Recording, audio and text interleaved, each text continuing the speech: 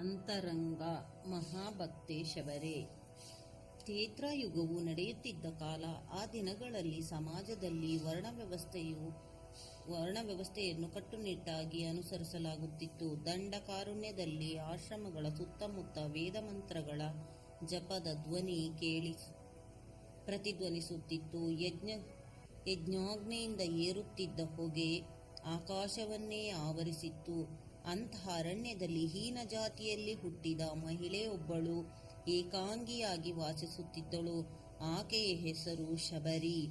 ಆಶ್ರಮಗಳಲ್ಲಿ ಋಷಿಗಳು ವೇದಕರ್ಮಗಳಲ್ಲಿ ತೊಡಗಿರುವುದನ್ನು ಕಂಡು ಅವರಿಗೆ ಸೇವೆ ಮಾಡಬೇಕೆಂಬುದು ಆಕೆಯ ಆಸೆ.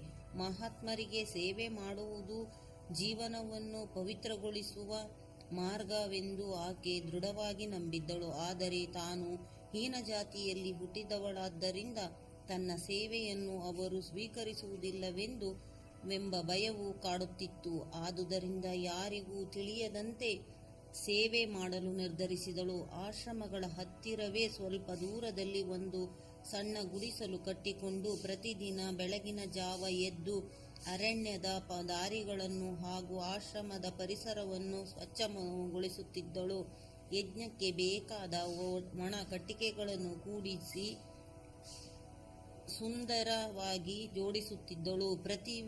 ಪ್ರತಿ ಬೆಳಿಗ್ಗೆಯೂ ಎಲ್ಲೆಡೆ ಸ್ವಚ್ಛತೆ ಮತ್ತು ಯಜ್ಞ ಕಟ್ಟಿಗೆಗಳು ಸಿದ್ಧವಾಗಿರುವುದನ್ನು ಕಂಡು ಋಷಿಗಳು ಆಶ್ಚರ್ಯಪಡುತ್ತಿದ್ದರು. ಒಂದು ದಿನ ಅವರು ಶಬರಿಯನ್ನು ಕಂಡು ಹಿಡಿದರು.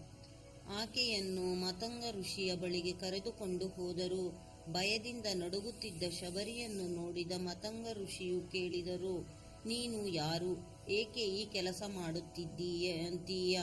ಶಬರಿ ವಿನಯದಿಂದ ಹೇಳಿದಳು, ಸ್ವಾಮಿ, ನನ್ನ ಹೆಸರು ಶಬರಿ. ನಾನು ಹೀನ ಜಾತಿಯಲ್ಲಿ ಹುಟ್ಟಿದವಳಾಗಿರುವುದರಿಂದ ನಿಮ್ಮಂಥ ಮಹಾತ್ಮರಿಗೆ ಬೇರೆ ಸೇವೆ ಯೋಗ್ಯಳಲ್ಲ. ದಯವಿಟ್ಟು ನನ್ನ ತಪ್ಪನ್ನು ಕ್ಷಮಿಸಿ. ಆಕೆಯ ವಿನಯ, ಭಕ್ತಿ ಮತ್ತು ಶ್ರದ್ಧೆಯನ್ನು ಕಂಡು ಮಾತಂಗ ಋಷಿಯು ಹೃದಯ ಕರಗಿತು. ಅವರು ಹೇಳಿದರು, ನಿನ್ನ ಹೃದಯ ಶುದ್ಧವಾಗಿದೆ. ಭಯವಿಲ್ಲದೆ ಆಶ್ರಮದಲ್ಲಿ ವಾಸ ಮಾಡು. ಭಗವಂತನ ನಾಮ ಜಪಿಸುತ್ತಾ ಸೇವೆಯನ್ನು ಪೂಜೆಯಾಗಿ ಮಾಡು ಎಂದರು. ನಮಸ್ತೆ.